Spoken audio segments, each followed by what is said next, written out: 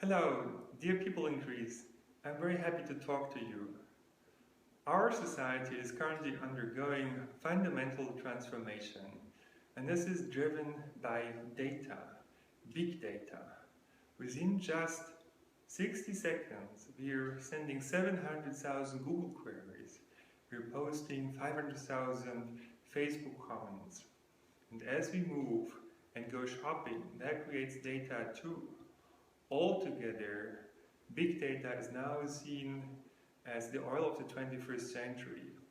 But this is not just driving the economy, it's also creating an explosion of artificial intelligence. And some people think that within just 5 years' time, we'll see artificial intelligence that reaches human brain power.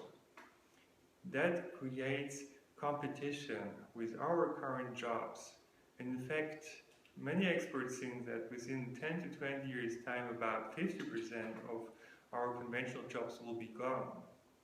Actually, we can see that already in some countries, such as Greece and Spain, where more than 50% of young people are unemployed, unfortunately. This is terrible, but the good news is your country might be one of the first to overcome this crisis and actually to perform this digital transformation of your society. The current situation is not just bad for employees, it's also challenging companies. Within just 10 years' time, about 40% of top 500 companies will be gone. And altogether, we're seeing the birth of a new kind of economy, the economy 4.0. It all started with an agricultural society, which then turned into an industrial society, and again into a service society. What we now see is a transformation of our society in a digital society. In fact, the digital revolution is challenging all our institutions and the way we're doing things.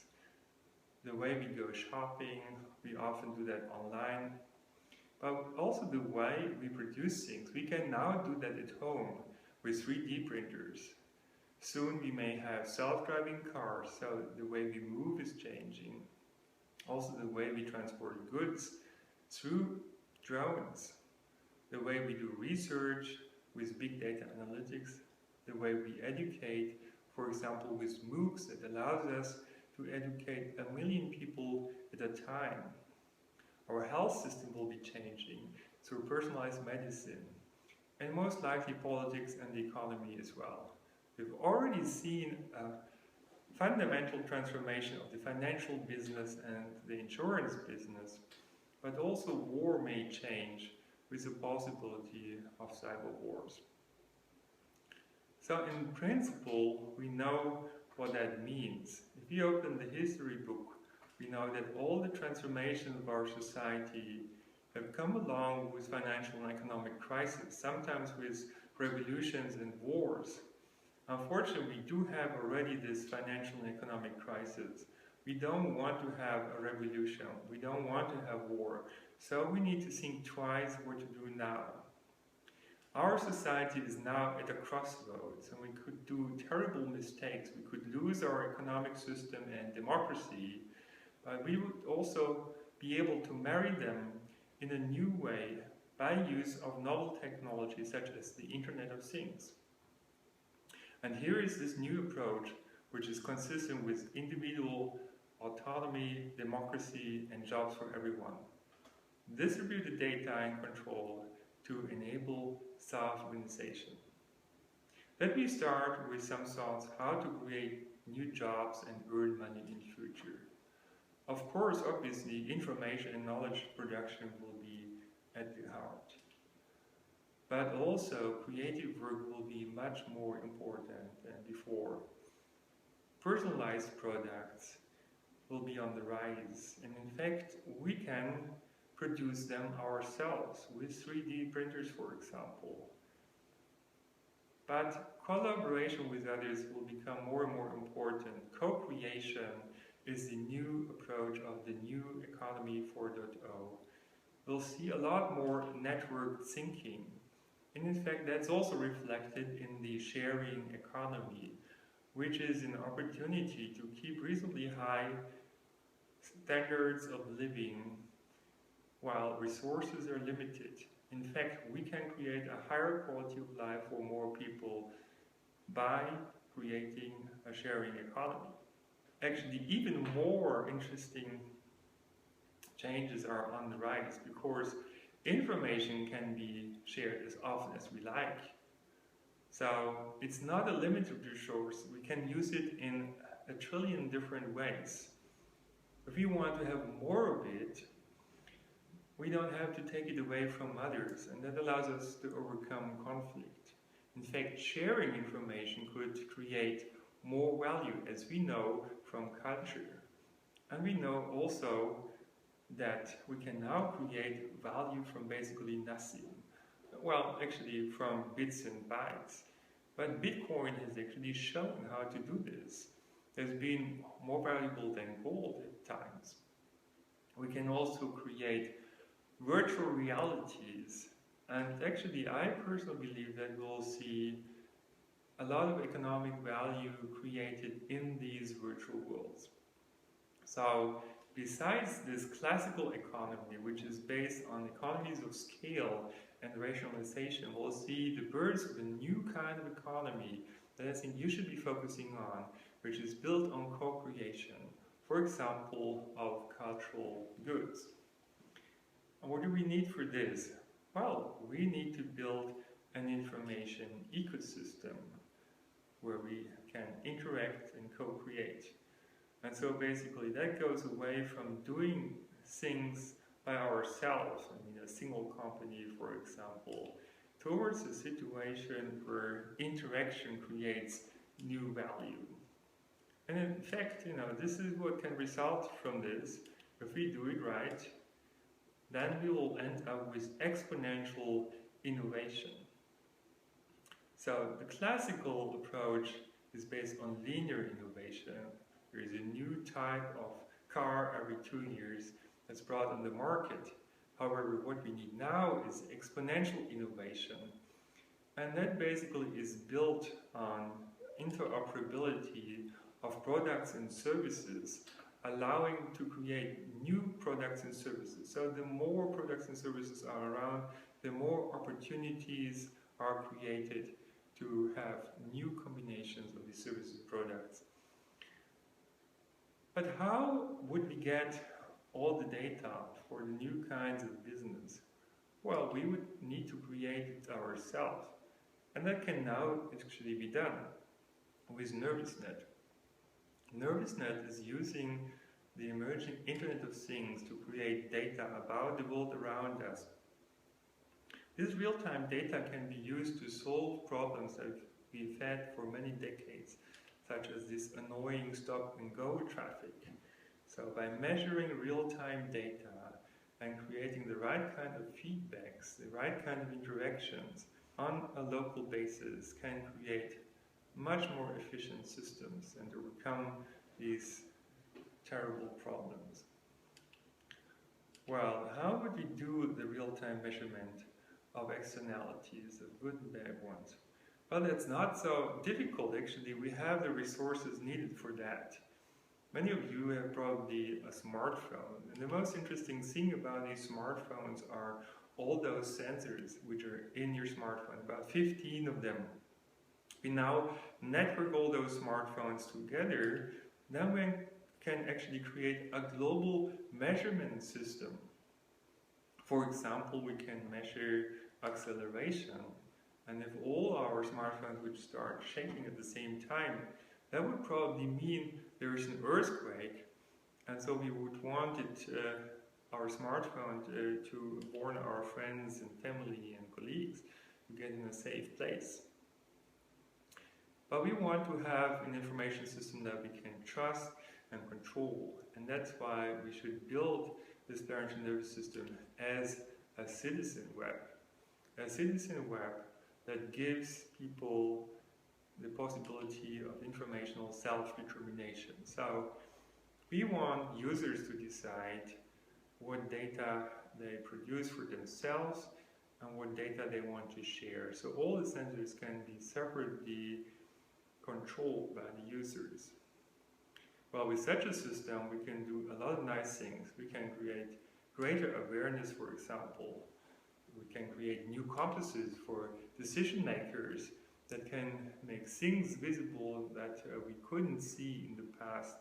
Important things such as social capital, such as reputation, trust, or solidarity, on which our society and economy are built.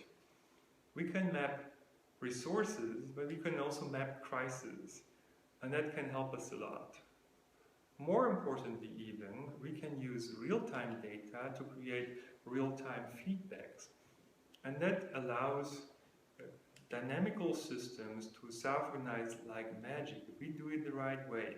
We can use real-time data for even more interesting applications. For example, we can create real-time feedback. In fact, with suitable feedback loops, a complex dynamical system self-organizes like magic. We can apply this principle actually to all levels of our society, to business units, to companies, to cities, to regions, and to the entire country, in fact. And we can make systems much more efficient. We've done it, for example, for urban traffic light control. What we have done is we've let the traffic flows control the traffic lights rather than the other way around. And that has created so much more flexibility that we have benefits for public transportation, for individualized traffic, and also for pedestrians and cyclists. It's also very good for our environment. That means a more sustainable approach. Similar approaches are now being used also in smart grids, where people produce electricity in a decentralized way. And again, similar approaches can be used in Industry 4.0 to create new ways of production that are more efficient and more flexible. So, how to make self-organization work? Well, complex systems are usually difficult to understand, predict, and control. But they have an interesting feature. They tend to self-organize emergent structures, properties, and functions. Now, the interactions within the system actually determine the kind of structures, properties, and functions that result. So by changing the interaction rules, we can actually change the outcome such that we get what we want. In other words, we can make the invisible hand work with new kind of technology. We just need to find the right kind of interaction rules. And how would we do that? Well, that can be done with computer simulations, or with experiments, or using interactive games, interactive virtual worlds, or exploratories, as we sometimes call it. Now, once we know what kind of interactions we need, we just need to change them. And that requires real-time data that we can produce through NervousNet and a feedback mechanism. So for that, we need to have a multi-dimensional value exchange system. And we can build them now. In fact, we can go a step further with these technologies and build digital assistants. In a diverse world, we need to create interoperability. We need help to understand complex systems and cope with them. But now you can actually download apps on your smartphone that would translate Greek language into any other language as you speak. Similarly, we will have more sophisticated digital agents that help us to get along with the complex situations that we're involved in. Among those systems are reputation systems, but also digital assistants in future will help us to identify opportunities that we've missed in the past. They will warn us of situations that would be lostful for us, and they would help us to engage actually in beneficial interactions with others. Importantly also, we need to understand the success principles on which our cultures are built. So I'd like to propose a cultural genome project that explicates those success principles so we can use them and combine them in entirely new ways to create new social and economic value and peace among cultures. Also, very importantly, we need to create collective intelligence. So in a complex world, we need to bring the knowledge, ideas of many minds together. And for this, actually, it's important to have enough diversity and to have online deliberation platform that allows us to collect all the knowledge and ideas, to organize them, to identify the main perspectives on a complex problem. And when this is done, there would be a moderation process that integrates different perspectives and comes up with some very good solutions. And then maybe in different regions we would implement different of these solutions. So we would have some degree of diversity and some experimentation. So altogether that comes down to creating a new kind of governance platform. We started off with Government 1.0, where basically a king or whoever was telling people what to do. That has changed over time, and now governments are listening to people's thoughts and intentions and needs. In future, Government 3.0 will actually provide personalized services, but we can go a step further. We can create information platforms that allows people to coordinate among each other and create products and services by themselves, and this way improve our economy and our society together. So never forget that Greek people have invented democracy. You should be proud of it, and it's now time to build the Democracy 2.0, a participatory society. So why don't we now create this together?